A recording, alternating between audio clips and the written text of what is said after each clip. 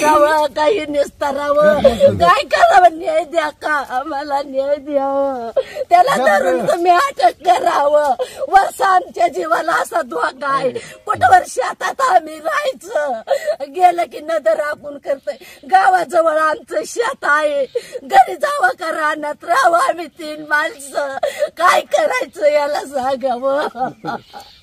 माझ्या पोराला आमच्या कुटुंबाला धोका आहे त्याच्यापासून बघा एवढंच माझी विनंती आहे बघा पोलीस स्टेशनला न्याय द्या मला न्याय द्या गाववाले 4 वर्ष झालं आम्ही बाग कशी तर केली त्यांना असं करताय नजर राखून आम्ही काय केलं कुणाचं आमची दुश्मनी नाही वैर नाही पण हे का करताय ते आम्हाला न्याय द्या त्याचा तुम्ही साहेब न्याय द्या हो का अनिता किरण बर्डे 1 एकर आमची बाग आहे द्राक्षाची गावाजवळ शेती आहे आमची 4 वर्ष झालं असं अज्ञान व्यक्ती आमचं औषध फवारून जाते बघा तात्काळ हो का शासनानं आमचा न्याय करावा आम्हाला हो का मदत करावी आम्हाला त्यांच्यापासून कुटुंबाला धोका आहे बघा आम्ही अन्न खाल्लं नाही दिवाळी मला रडत हो का शेतात बसलेला हो आम्हाला काय असेल ते न्याय द्या बघा तुम्ही सांग एवढीच आमची कळकळीची विनंती आहे त्याला अटक करा तुम्ही आम्हाला त्याच्यापासून धोका आहे केस करायला गेले 8 वाजेपर्यंत मी शेतात बसले मला भीती वाटत होती मी साहेब भीती वाटत होती आता आमच्या बागाला कराय बेला नाही आम्हाला का मारून टाकायचा नाही सांगा तुम्ही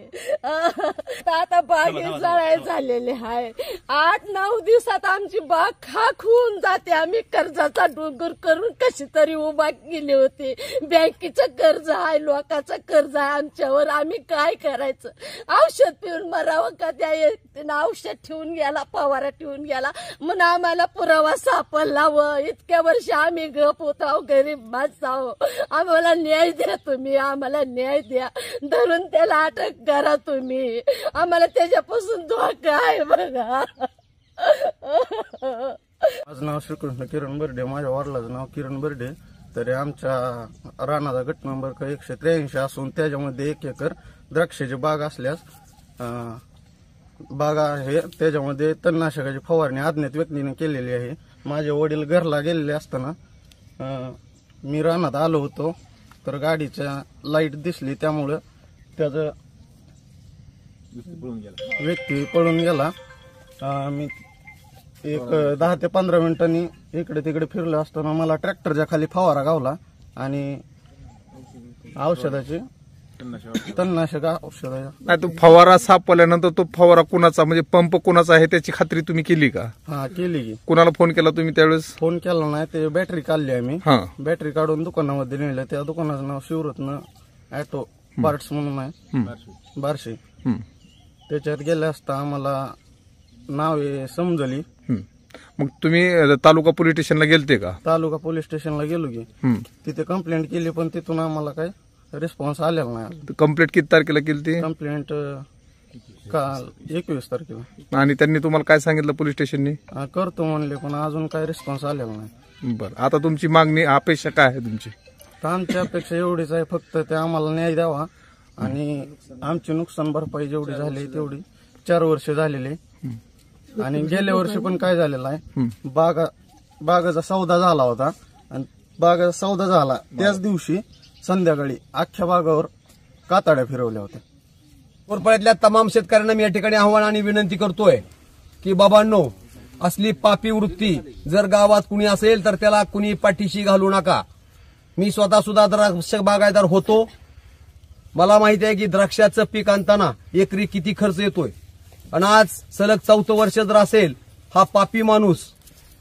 असं रात्रीचा येऊन जर कार्यक्रम करत असेल तर कोरपाड्यातल्या सगळ्या शेतकऱ्यांनी जगायचं कसं हे संकट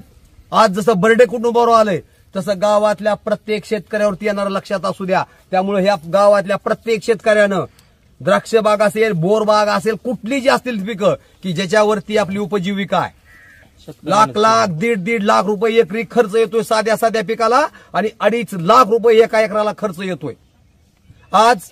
माझ्या माहितीप्रमाणे या ठिकाणी 13, 14, 15 टन माल निघाला असता काही लोकांना माल पडले नाहीत पण ह्यांच्या कष्टातनं या ठिकाणी माल पडलेला आहे तरी सुद्धा एका रात्रीत 20 तारखेला एका पापी माणसाने येऊन अज्ञात इसमानं या ठिकाणी बाग फवारली आज आमची ताई या ठिकाणी रडत होती शेतकऱ्यांना आपण बघितलंय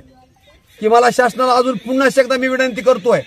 आपण जर संबंधित गुन्ह्याची दखल घेतली नाही तर हे प्रकरण कृषी मंत्री, मुख्यमंत्री, गृहमंत्री मंत्रालयामध्ये जाऊन संबंधित कुटुंब आत्मदहन करण्याच्या तयारीत आहे। याची दखल बार्शी पोलीस स्टेशनचे PI साहेब, सन्माननीय SP साहेब, सन्माननीय कलेक्टर साहेब यांनी घ्यावी। आणि ज्या संकटाला शेतकरी तोंड देतोय,